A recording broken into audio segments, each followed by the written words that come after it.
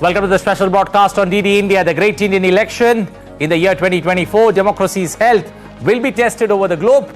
On our show tonight, we take a look at Assam and Madhya Pradesh as India decides in 2024.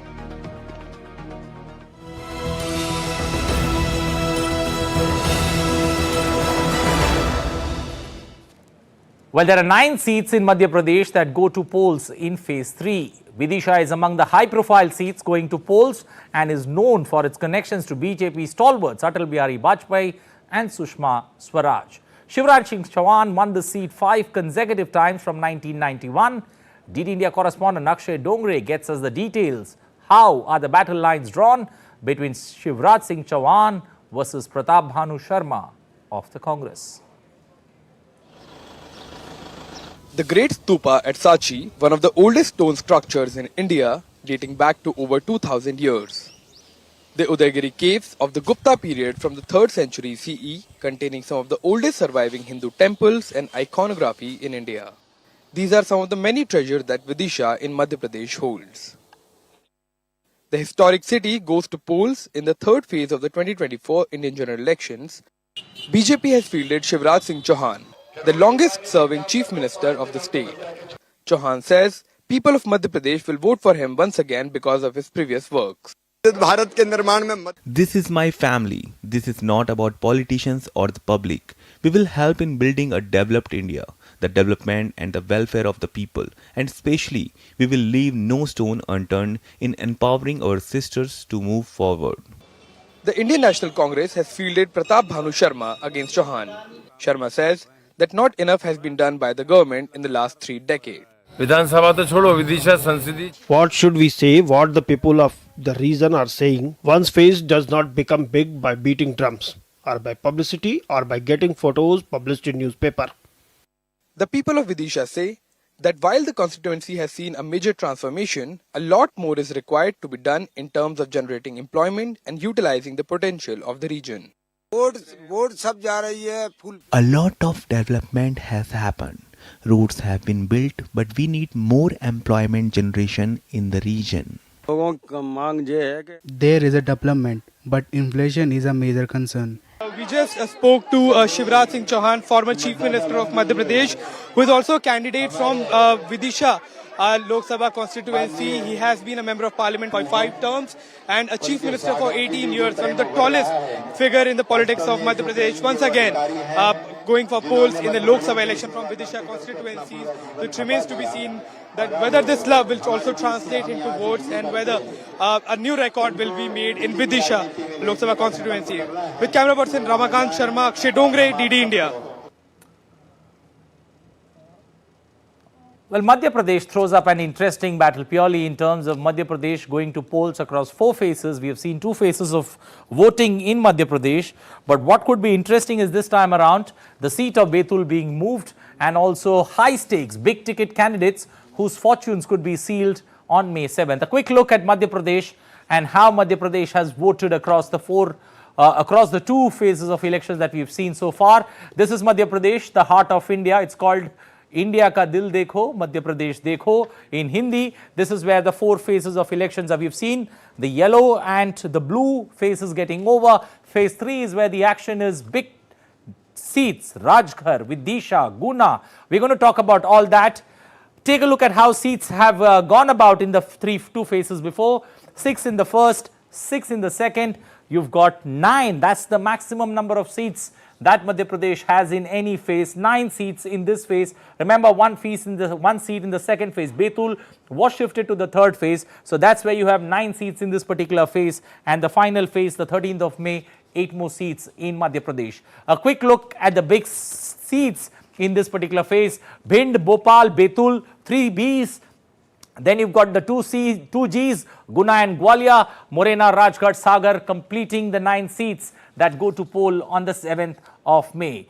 A quick look at the records. 2014-2019, BJP managed to win 27. 2019, they managed to better it 1 seat more, 28. Congress from 2 in 2014 to half 1 seats. They are holding on to Chhindwara, that's Kamal Nath's bastion.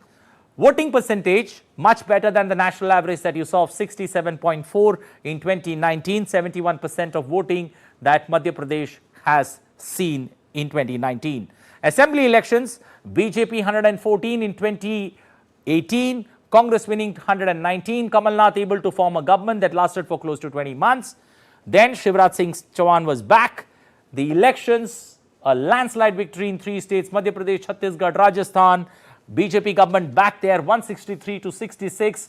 Voting percentage, interesting numbers that you would see when you look at the voting percentage, 77% voting percentage, and you put that against the previous assembly elections, that's a jump of 2% that you would see for Madhya Pradesh. Now the big tickets that we are talking about, Guna, Vidisha, Rajgarh, 3 states. First, Guna. You've got Jyotiraditya Scindia back in the election fray. Remember, he lost the elections in 2019 on a Congress ticket, this time on a BJP ticket, looking to get back onto winning ways. Challenging him is Mr. Yadav from the Congress. Vidisha, another interesting battle, 5-time winning MP from this position. Shivraj Singh Chauhan back in the election fray, looking for a ticket to Delhi. Vidisha, he's being challenged there by Mr. Sharma. Also, a final look at Rajgarh. The former Chief Minister, Digvijay Singh, last time tried his luck from Bhopal, didn't work. This time around has moved to Rajgarh. This is the constituency from where, one of the assembly constituency from where his son has won. 2 seats in that 8 seats assembly constituency.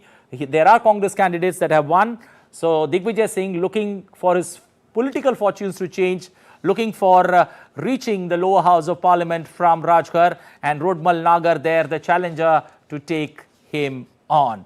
So it's an interesting battle that you would see in Madhya Pradesh. And Madhya Pradesh, we've got our ears and eyes on the ground. We've got our correspondent Akshay Dongre joining us to give us a better perspective.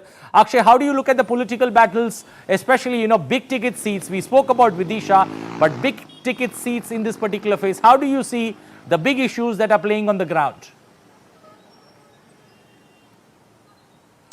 Well, Anil, as far as the election process is concerned, election campaigning is concerned, it has been months of canvassing, campaigning by the leaders of both the camps, the BJP and the Indian National Congress, to make an impact in this state that is the heart of the country. Madhya Pradesh is perhaps one of the largest states in India. It has 29 seats, and as far as performances in 2014 and 2019 are concerned, it has not been great for the Congress party. As you have just mentioned, in 2014, Congress just managed to get 2 seats. It reduced to 1 in 2019, and the BJP this time is trying to get all 29 seats. However, they have tough competition coming in from the Congress party as well. We have Mr. Digvijay Singh, a former chief minister, contesting from Rajgarh against Rodmal Nagar. In Bhopal, where we are standing right now, there is a competition going on between Alok Sharma and Arun Shrivastava. Both are new faces as far as the elections here in Bhopal are concerned. When we talk about Vidisha, we have one of the biggest, perhaps one of the tallest political figure in the state of Madhya Pradesh, Shivraj Singh Chauhan himself contesting against the Indian National Congress candidate, that is Pratap Bhanu Sharma. So lines have been drawn, contest is going on. If you look behind me, life is going normal as usual, but given the heat that's going on in the state of Madhya Pradesh, a lot of campaigning usually takes place after the sunset, okay. And that is when the leaders actually go out.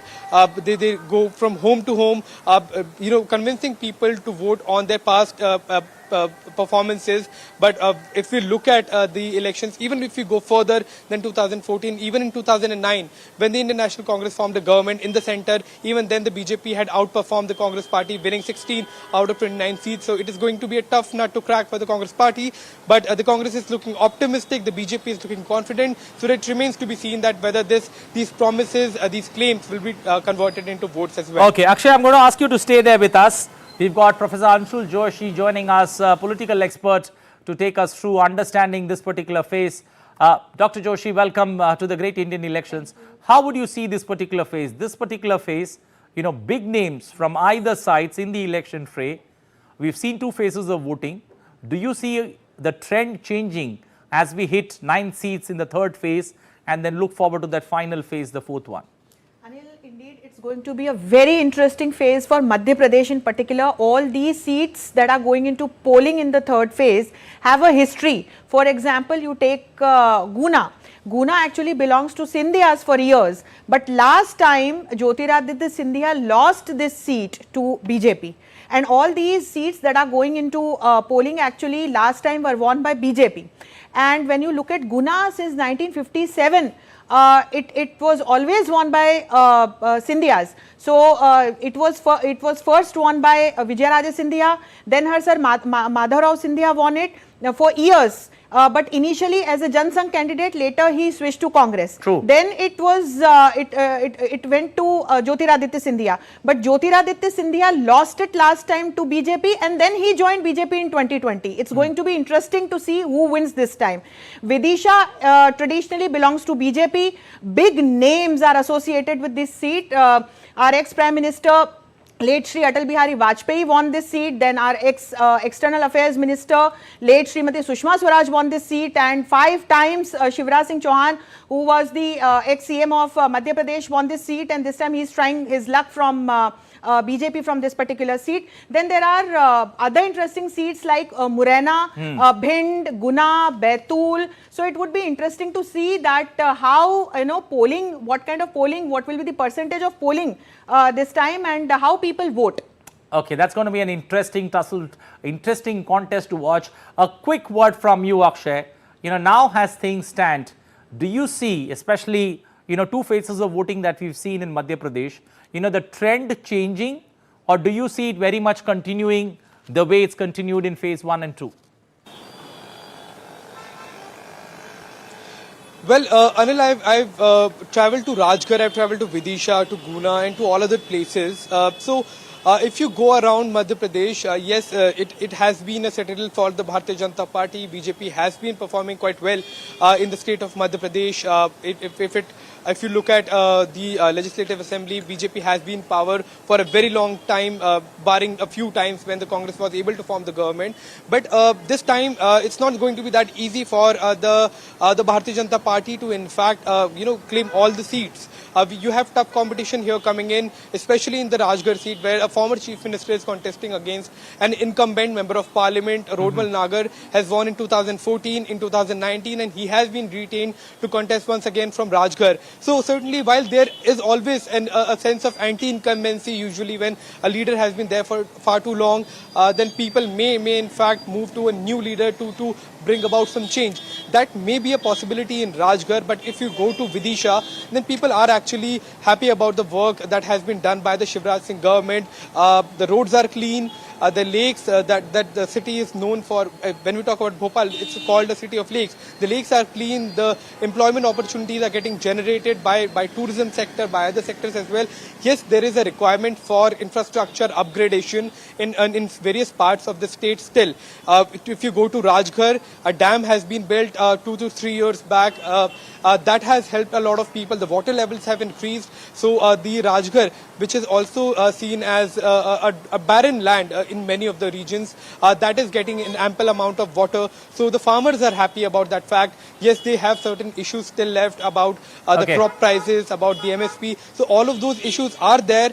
But it seems that there is going to be a competition this time around between the Indian National Congress and the BJP. However, if you go by the history of the state, then, if you look at the odds, then BJP has slightly an upper hand as far as the state of Madhya Pradesh is concerned. And Indian National Congress is going to find it quite difficult to contest against these stalwarts that are contesting, be it from Guna, from Bhopal or from Vidisha. Well, it's a Hindi heartland, and the Congress is finding the going tough, especially in the Hindi heartland. I'll ask Akshay to stay with us. Let's shift our focus and now move to the eastern part of India, the state of Assam.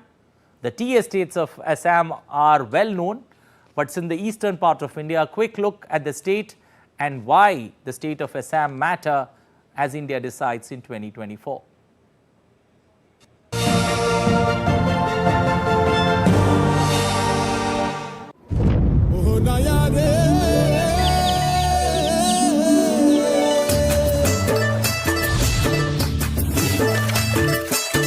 The northeastern Indian state of Assam is one of the country's picturesque regions full of valleys and hills and has one of the world's largest rivers, Brahmaputra, flowing through it.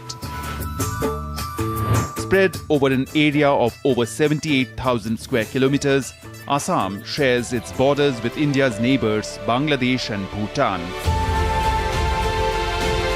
Connected to the Indian mainland by the Chicken Neck, a 22-kilometre wide strip of land at the northern part of the country's West Bengal state, Assam has Dispur, a suburb of the popular city Guwahati, as its administrative capital. The state's nearly 200-year-old tea industry is renowned across the world for the exotic flavours of Assam tea. The state also has rich deposits of petroleum and natural gas, with large extraction and refining facilities at Digboi and Naharkatia. Rich in wildlife, attracting tourists from across the world, Assam is also home to the rare species of rhinos that graze around in the UNESCO World Heritage Site of Kaziranga. In the 2024 general elections, Assam, which has 14 Lok Sabha or lower house seats in the parliament, is going to polls in the first 3 phases. The polling dates are April 19th, April 26th and May 7th.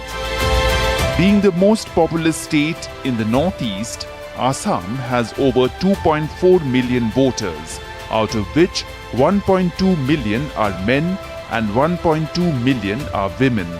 About 400 voters belong to the third gender. Assam is currently being governed by the Bharatiya Janata Party-led National Democratic Alliance.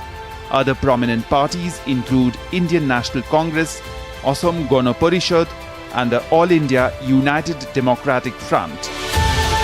Looking back at the 2019 election results in Assam, the BJP won 9 seats, the Congress got 3, while the AIUDF and an independent candidate bagged 1 seat each. With Assam sharing its borders with neighbouring countries, the poll battle in the state is being closely watched amid issues like infiltration, illegal occupancy by foreign migrants, and citizenship legitimacy. Election Desk, DD India.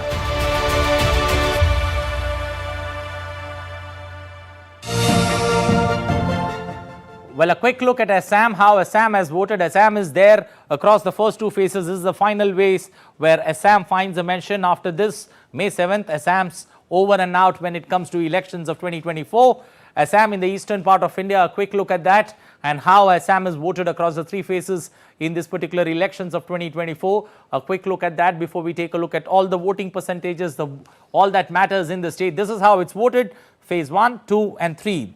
There are close to 4 seats in that particular phase, and phase 1 you had 5, phase 2 you had 5, phase 3 4 seats, 14 seats in Assam, 14 Lok Sabha seats, 14 members of parliament that Assam sends. This particular time, this particular phase, you've got Kokrachhar, you've got Dhubri, Barpeta and Guwahati, the capital Guwahati in Assam that goes to polls. Looking at 2014, BJP managed to win 7, 2019, 2 seats more. AIUDF, that's Mr. Ajmal's party, losing ground, conceding ground, giving BJP those 2 seats, and BJP very much a formidable, this time around the alliance that they have put together. That's pretty interesting, and that's where this election gets interesting from an Assam point of view. 80% in 2014, 81% in 2019 voting percentage. Assam assembly election numbers there. The BJP 86 in 2016, in 2021 it was 60. Put all the coalition partners together, that number swells to 90. The Congress from 26 managed to reach 29, but not enough, rather sitting in the opposition.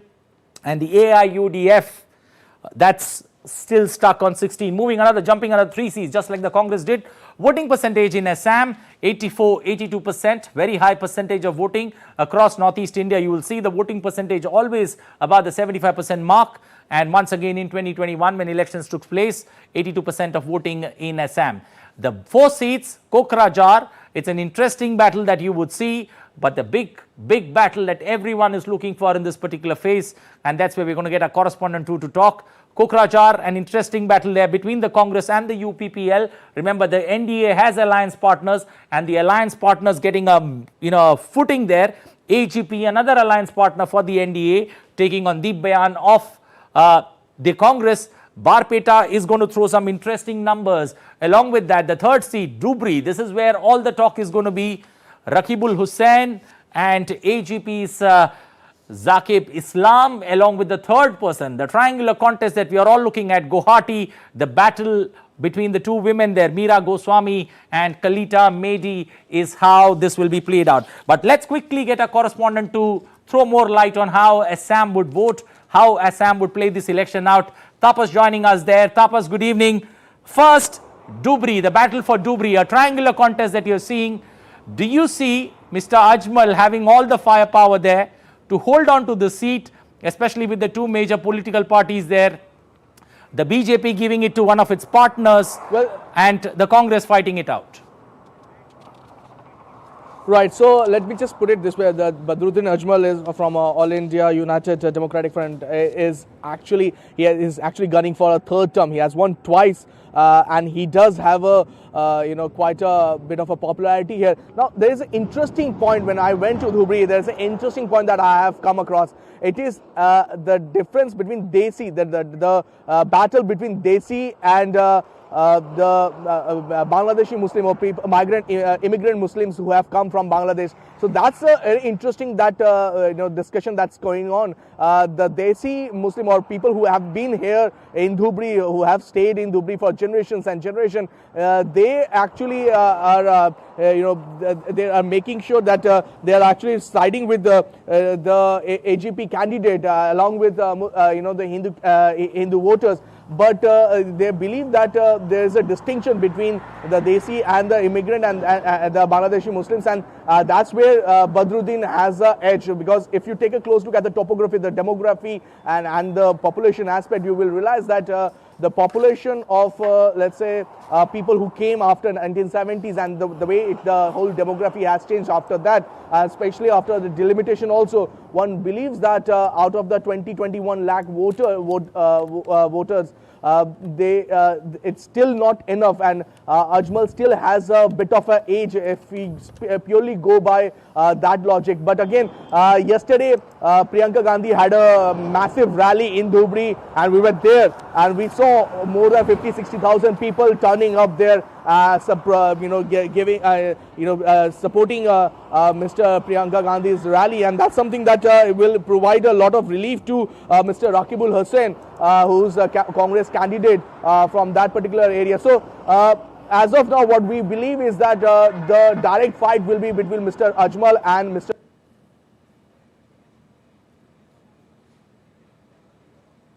Well, I believe we've lost our touch with the correspondent, the Tapas joining us. Let me get Shubhimal Bhattacharya into this discussion, Northeast expert joining us on the great Indian elections. Good evening, welcome. How would you see this particular battle, especially in the Northeast? Delimitation, you've got indigenous people who are fighting for their identity, the minorities there. This particular phase of election, you have BJP fighting in one seat in Guwahati. But how do you see this political battle play out, especially in Assam, in the third phase? Well, I was in Assam for the last 4 days, and it's very interesting. Your correspondent just spoke about Dhubri. Now, for the first time, there are also conversations that, Ajmal's party, the All India United Democratic Front, which was preponderantly seen as a party for the migrant Muslims, possibly would not have got that number of votes from the Muslims. So there might be a shift of the Muslim votes to the Congress, and it's not only for Dhubri, but what has happened in Karimganj or Nagaon, where those seats, even after delimitation, still remains Muslim strongholds. Now, having said so, the other three seats are very, very interesting. Guwahati, per se, two ladies fighting against each other, two very competent ladies, and Meera Borthakur, who's the Congress candidate. She was originally a BJP leader of the party. So while Bijuli Kolita from the BJP still has an upper edge, but it's very interesting to see that Guwahati has had an women MP for quite some time, the last two terms. Of course, two different ladies, but once again it will be another lady. You come to Kokrajhar, it's again a very interesting three-way fight. And as your graphics showed, there was a third name of the Bodo People's Front. Now that candidate, Kampa Borgiari, is also doing quite well. Barpeta after the delimitation, it seems it has always been, won by a Muslim candidate, but this time it's definitely going to be towards the AGP candidate who is being supported by the BJP. Professor Joshi, a quick word, especially on how the political battle lines will be drawn in Madhya Pradesh. Do you see something interesting, something different that we would see that we've not seen in the first two phases, especially when it comes to Madhya Pradesh? As we saw that the seats that are going to polling in this phase, they all have a history. But for example, in Rajgarh, Diggiraja would be contesting after a span of 30 years this time. So it's going to be interesting to see that what happens to this particular seat. Another example for that matter would be Guna, Baitul. So all these seats, I mean, bigwigs, Bhopal, Sadhvi Pragya has been changed. I mean, there is another candidate from BJP this time. So it would be interesting to see that, how the fight goes on. But it's going to be a bilateral fight between Congress and BJP like always, Anil. But there's some national issues that have occurred recently. For example, this matter of the statement by one SP leader yesterday on vote jihad would definitely impact some seats like Bhopal in Madhya Pradesh in the other way around. Okay. And for that matter, the other things that are doing the rounds would also impact the polling on all these seats. Okay, Shubhimal, I'll let you have the last word. 47 candidates in fray in this third phase, 4 seats. How do you see it? Is there going to be a change in stance by the two national parties and the regional forces as they look for survival? No, I don't think. I think, it's continuing according to a plan, the campaigning and all. Although, voting pattern shows that there's a little bit slight lesser voting, but I think the issues on the table remain the same, and even in Assam for the total 14 seats, there should be a marginal improvement for the BJP, but there wouldn't be anything of a great upheaval for the Congress or the opposition. Okay, we are running out of time, but looking at this particular elections, the Great Indian Election is your one-stop show on weekdays on all that matters in Indian elections of 2024. What could be the state, or what are we looking at as a part of our deep dive on Friday night? A sneak peek. 10 states and 1 union territory with 93 constituencies go to vote in phase 3 of the Lok Sabha elections on May 7. Gujarat, Karnataka and Goa will be under the spotlight as all Lok Sabha seats go to polls. We track the states from the north, west and south in phase 3 on the Great Indian Election at 8:30 p.m. IST only on DD India. Well, there is paucity of time, and I'll have to say thank you to all the guests who've joined us this evening on this deliberation. Professor Anshul Joshi, Shubhimal Bhattacharya, the correspondents there on the field, Akshay Dongre and Tapash joining us, helping us understand these elections, especially in Madhya Pradesh and Assam, better. Well, it's a wrap of this edition of the Great Indian Election. You can connect with us on Facebook, X and Instagram. Good night, stay safe, take care.